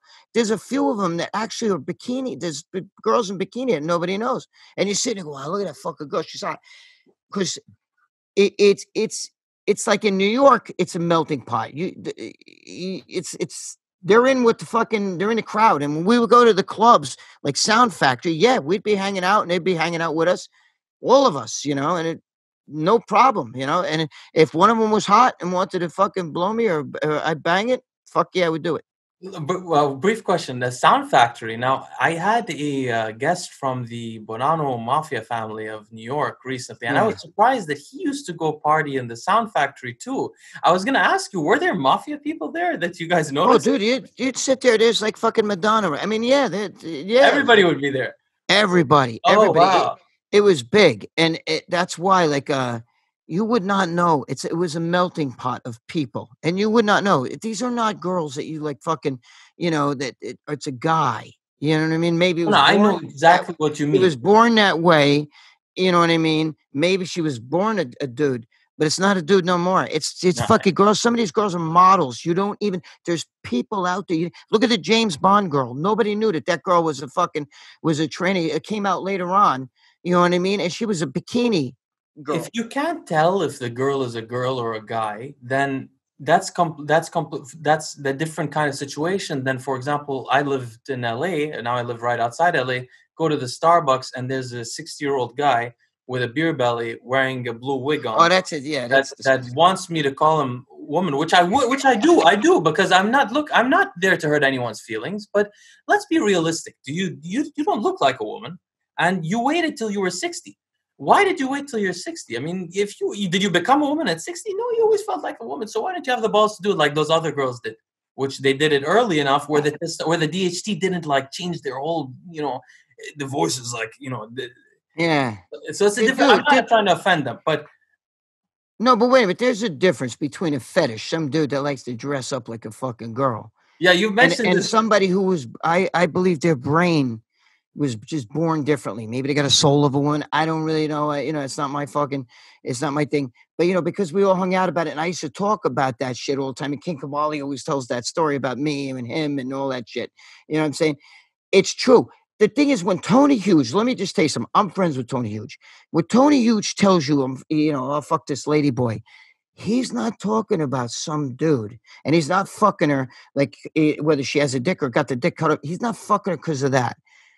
Whereas I can't speak for what's his name, Lenny. I Lenny's can't different. speak No, for, no. but Lenny has a fetish of what I know. Yeah, I yeah, think yeah, he has a fetish where he likes that. It doesn't matter. Even if yeah, maybe guys who have fetishes for that shit, look like a cross dresser, they're into the dick part. Do you understand what yeah. I'm saying? Yeah, he With is. Tony, you just see he sees this hot chick. Like when I was in the club with Kamali, when he was like talking with this girl, and I'm going, dude, that girl's so fucking hot. You see the ass and the legs and shit. And, she got these big tits, Yeah. and that's a different animal. See, people out there that live in Cornstalk, USA, they don't know. They don't know because maybe they got some gay dude in their town that dresses up, on fucking gay pride and walks around like a woman. Yeah. And that's what they think of. That's not what's New York. You don't know, bro. You could be in a club and this girl could look like the hottest girl, could look like Ariana Grande because that is what this girl looked like. She looked like Ariana Grande, the one that in the face. Her Yeah. face looked like Ariana Grande. She had the little ponytail and she was like had a body and tits on her. And I was like, holy fuck, Yeah. And when Tony Hughes talks about that, I'm not trying to defend Tony Hughes, but when he talks about that, that's what he's talking about. And if you find Ariana Grande attractive, that's what we're talking about. If you wouldn't fuck that, then I guarantee some of the girls that he might have fucked that are maybe ladyboys are hotter than the fucking girls some of you guys out there watching this have dated, hotter than your girlfriend Yeah. in a bikini. And There's that's bikini girls that are trannies, Nobody knows that.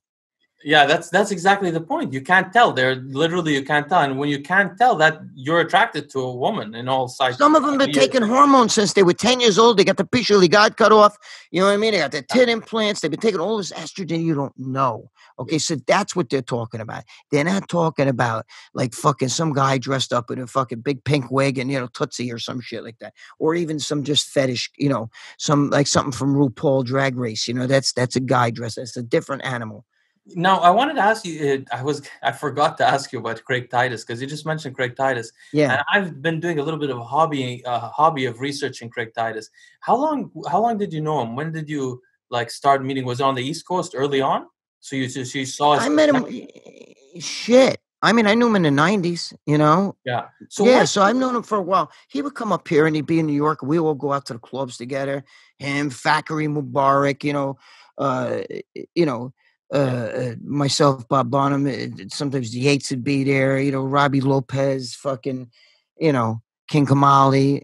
What was your impression of Craig Titus before his downward spiral? I liked him. I get along really well with him. Him and I hit it off really well. So we never had a problem. He was very close with Bob Bonham, who was my best friend. And Bob Bonham used to go see him in jail. Okay. So Craig was I get the impression that he didn't kill his that woman, that it was some kind of accident and he tried to cover for his wife. That's the impression that I got from It researching. could be. I think that might be true. I knew her too. Fuck it, Kelly. Oh, She really? was so fucking cute when she was younger. You know, she was a good girl. I like Kelly Ryan Titus. I mean, we all got to eat. Victor Martinez used to be with us all the time. In the Sound Factory, we'd have a great time. All of us, a whole crew. We'd all be together. It was fun. We hung out all the time. And it was a good time. And Titus would be there. Kamali and him at one point didn't get along. And let me tell you something. I seen Kamali grab his wife and get the fuck out of here because he was about to get his, Titus was ready to pounce, Yeah. because Titus was like that. You know what Titus was like? Like a pit bull. You go to your friend's house and that dog's looking at you kind of funny. And you're like, dude, your dog kind of looks at me like he's ready to fucking, you know what I mean? Like he's ready to jump on me and shit, So it's kind of like that, So, but that whole bro, we used to go to Sound Factory, and I'm not going to say their names because there's other bodybuilders that would sometimes show up, like maybe at the night of champions, they'd come over, and that's how long ago I'm talking about, in the early 2000s. And you'd see them there, and they'd be hooking up with girls, or some of them were trained. We wouldn't even tell them. We'd be laughing and shit like that. There's one very famous one. I'm not going to say because he's married, but we would laugh. Look who's with. Look who's with. You know who that is, right? And we would laugh. We didn't give a shit I because don't think nobody it's a would big know. I don't think it's a big deal. It's look, in our modern world, it's not a big deal, even if it is a 6-year-old guy with a wig. But in the Well, I don't see that shit. Yeah. no, but that's like you said, there is a fetish of cross dressing. It's called drag, Right. and that's a different Right. thing. But anyway, I Yeah, was gonna ask people you. get that shit mixed up. Go ahead. Yeah, it's different. Yeah, I was gonna ask you about a very interesting situation, which is that your shoulders are the widest shoulders on someone of your age in the world. How They're is still this wide, possible? I'm very. I because don't know. when I was a kid, look, I'm dude. I haven't even worked out in 3 months because I had cancer. I had the Oh yeah, three I'm gonna ask you surgeries. about that. Yeah, yeah. Yeah, I'll get into that, but I haven't worked out. And remember, the gyms are closed where I am. I'm in New York. Fucking, there's Yeah. no gyms. So I haven't worked out. I don't work out at home here. I sometimes I'll do exercises like push-ups and shit. But no, my shoulders are genetic. I haven't even. You know what's funny? I didn't even train my shoulders for many years. I always had broad shoulders when I was a kid. It's clavicles. But do you still put the oil in the shoulder? No, you mean the steroids? Yeah. No. Oh, you don't, huh? Oh. No. I was on hormone replacement therapy. I'm not on it right now because of I'm just recuperating still from the cancer. My throat is still fucking shot. Yeah, I can't wait to talk to you about that. Yeah. No, that's no, my shoulders have always been wide. Look, you could put shit in your shoulders. You could put fucking simple. You could do whatever you want to do. You can't make wide clavicles. Guys like Gary Stridham, No, Phil you're Hill, wrong with that. Yeah. even fucking. I remember Bertle Fox, and I knew him in person. He was so thick and dense, but he didn't have broad shoulders. He had round shoulders. You got these great delts and cannonballs here, but clavicles are something. Didn't you ever go to school with a guy? He's got these broad shoulders. Even they were just now. I always had broad shoulders. It's clavicles, bone. Yeah. You can't make a bone wider than it is. You know what I mean? That's it's bone width. I'm lucky to be born with wide. I have broad shoulders. I have narrow hips, so that's why I created that illusion. I want to talk about one last subject before I know so much of your time. You must be so tired today, and I really appreciate it. Greg. No. I wanted to ask you briefly about your health because it really concerned me when I heard that you had. Originally, I just thought you had done a throat surgery for some kind of benign growth, but you say you had cancer and you had 2 surgeries. 3. Now here's the thing. What happened was, first they thought I had the HPV virus of growth in my throat. Okay, that happens to people. And what they did was they cut it out. But the first doctor, but she totally misdiagnosed it. She didn't know that it was cancer. When they sent it to the lab, they said, "Holy fuck, this is cancer," and she didn't cut out everything. So then I had to go back, and this time they took out both of my tonsils. They took out muscles that are in my throat. They took out my lymph nodes here, even though it wasn't in my lymph nodes. They were afraid if it spread to my lymph nodes, it could kill me. It wound up not being in my lymph nodes, so now I got this fucking scar here, and my neck don't move right. But and that's why I talk funny, even while I'm talking to you. I don't know if you noticed, but at times I say things funny because my throat, I still can't swallow right. After the second operation, I had a bad bleeding episode, and I was drowning in my own blood. So they had to put me out and redo everything down there. And, they cauterize your throat and all that. So right now, I feel like I have a finger down my throat constantly. You know your little punching bag, your uvula? Like Yeah. when you open your mouth, you look in your mouth, you get the uvula. Yeah. Well, mine was in the middle. Now it's all the way to the right. Wow. Yeah, it's fucked up. They're saying that it might go back. I don't know, but I have so much scar tissue in my mouth, in my throat, down here. From the It's unbelievable. And it's not from this operation. It's from when they went down my throat. I had surgery here, and I had surgery down there. when they 3 cauterize, times. that's when it got the scar tissue, right? Yeah, they cauterize it. Yeah, they burn it, and it sounds fucked up, but yeah. Yeah. It is. It's really. I mean, it must have been painful for you even after the surgery. I mean, Oh and yeah. I mean, I'm still recuperating from it. It's not, I'm not, back at 100%. Now, supposedly they got all the cancer, so there's no more cancer in there. And knock on wood. You know what I'm saying? hopefully, and can I ask you? Do you think that the cancer was caused by the virus? They said at first they said it was not HPV. Now it is HPV, which is good. The human papillomavirus. I don't know if I ate a dirty box like 30 years ago or something like that. Yeah. So, Catherine Zeta-Jones's husband also got that. I don't know. Yeah. Yeah, he got throat cancer, and he said it was about her, and then she got very upset in the media. But it happens. That virus causes cancers. But it comes from like something you did. Like I could have ate a dirty box like 30 years ago. I don't know. You know what I mean? That's what my doctor said. Something you got like 30 years ago. You didn't even know it. Yeah. It just came to roost now. It's not something from recent. Yeah, I mean, and the worst thing is that thing is hard to test for because it's just Yes. located in that area. They can't really test for it. You wouldn't know if you had it. Your throat is everything. You swallow, you breathe. It's everything. And if your airway gets closed, you're dead. You know what I mean? And that's why I was in bad shape last time. But I'm good now. I'm so glad, number one, to know that you're good now. Number two, I'm really glad to know it's HPV based, which means that probably you don't have much to worry about cancer-wise otherwise, because that's really specific to that virus. So you don't. Right. I don't think you have anything. And it also they say HPV cancer in the throat responds really well to radiation. You know what I'm saying? Like radiation, because the HPV virus, there's something about it that it grabs the radiation goes right to it. No, I did not. But if something happens again, that's what I'm not going to get my throat cut. I've already had 3 surgeries there. I can't go fourth. You know what I mean? It's just too much. I mean, to save my life, I would do it. But I've had so much there. There's so much scar tissue there now. I can't, you'll ruin me. You know what I mean? You've got such a good attitude about it. People wouldn't even know you just had all those surgeries. That's Thank what you. I talk about too. 3 surgeries in 5 weeks. Wow. That's major anesthesia too. 3 times in 5 weeks.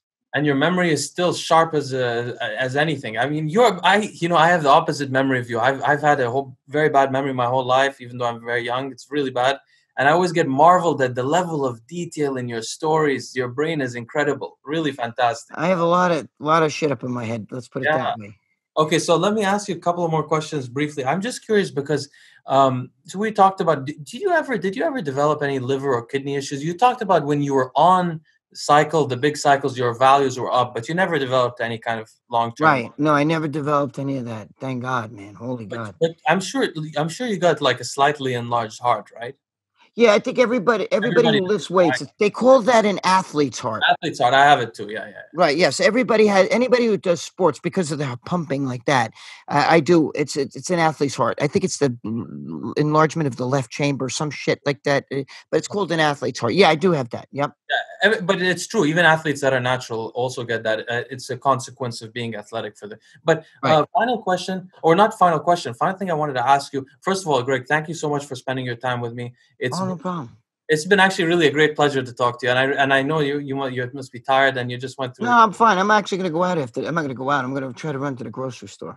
Okay, and get that root beer, that generic root beer. Yeah, I usually have it sitting here. I just moved it. Yeah. Why do you get the generic one? Is it better than the A&W, or you just you want? No, it's on sale.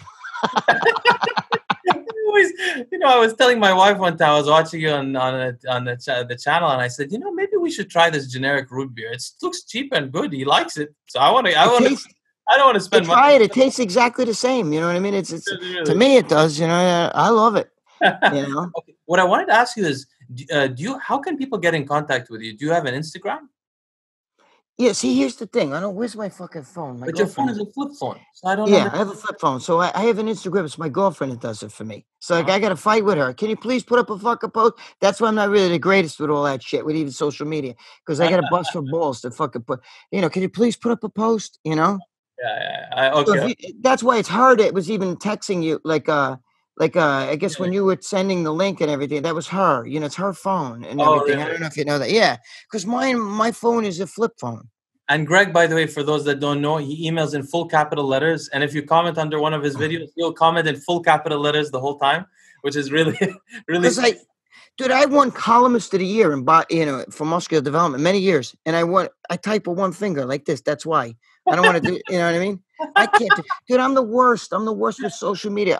It's even like putting up videos on YouTube. Or you go to my YouTube channel. So if you go there, subscribe. But it's, I got to start working on more. I don't really do enough. If you put a lot of energy into it, you would really develop a huge career on YouTube. Because as you know, and I know Dave tells you this all the time, but and John tells you this, but Yeah, Dave and John both break my fucking balls about that all the they should time. To be be. I honest with you. mean, you know who should be helping you? I know your son works in the military or the secrets. Yeah, my son was yes, NSA intelligence. But you know what? I don't really see him. He lives, far away from me right now. So Find some young 18-year-old person to see, because they love this stuff. You should I get. should just get a goddamn fucking smartphone. I Yeah, should no, just actually, you could probably find someone that will do all the stuff for you for a little cut of the videos. The smartphone is in. yeah. I think you because the videos are a little bit like. But anyway, yeah. So you should be No, on. my videos are rough. I use a fucking video camera. I use Windows Movie Maker to cut that shit up, but you have no idea what I go through for that. I'm bad. I admit it. I'm bad. I'm bad with that stuff. I'm glad you came, Greg. Thank you so much for spending time with us. Oh no, it's great talk with you. Anytime you ever Oh, need we'd love to anything, have you you let me back know. for sure. Yeah, yeah, absolutely. Okay, anytime you want to do a part 2, you let me know. Thank you so much. Okay? Okay, thank you. All right, Leo, God bless you, man. You take care of yourself, okay?